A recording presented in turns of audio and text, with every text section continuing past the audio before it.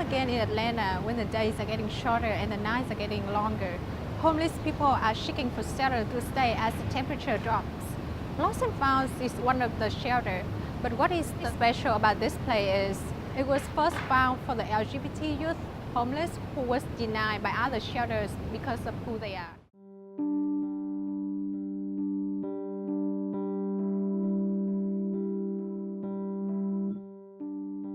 Well, that has to do with the picture behind me. I'm also a sister of perpetual indulgence. We have a saint lost and found. It's a kid 30 years ago that was gay, and Reader's Digest version, because of being pulled back and forth in DFACs, ended up committing suicide.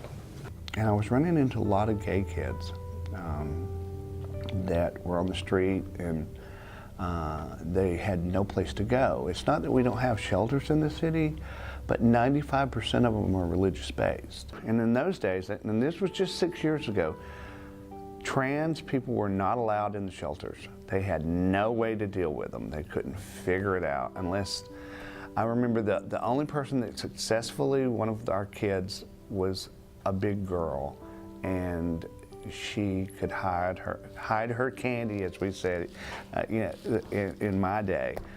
So when she went to showers, nobody could tell, but they found out eventually, and she was put back out on the street. You know, I'd been searching for what I needed to do next. I basically said, what do you need me to do? I'm not a big fan of organized religion, but I believe in, there's got to be something up there that's putting all this together.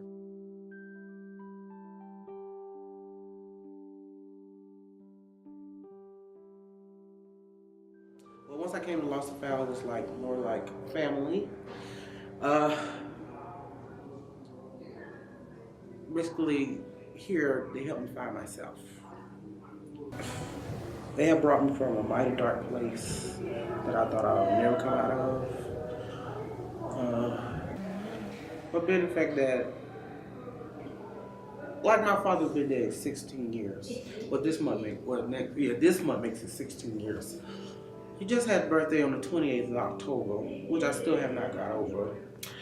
And then being the fact that everything that has happened to me, from being molested to just, I've been through hell and high water, been on drugs, like hard, heavy drugs. But I have been through the storm and the rain. Director of the Lost-nFound Youth, Rick Westbrook, said the shelter has come up with some plans to help your youth to have a stable future and also have a long-term plan. Our goal is to get them to become sustainable members of society, like they were meant to be before, the rug was pulled out from under them. But we're not going to push them in that direction. We have to let them. You have to let people make their own decisions.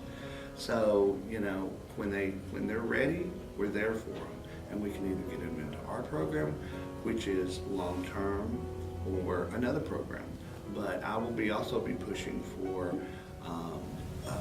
tiny house villages that we can institute around, where they can live there for 6 months free, but they have to meet with social workers, and we track their job growth and teach them how to save money.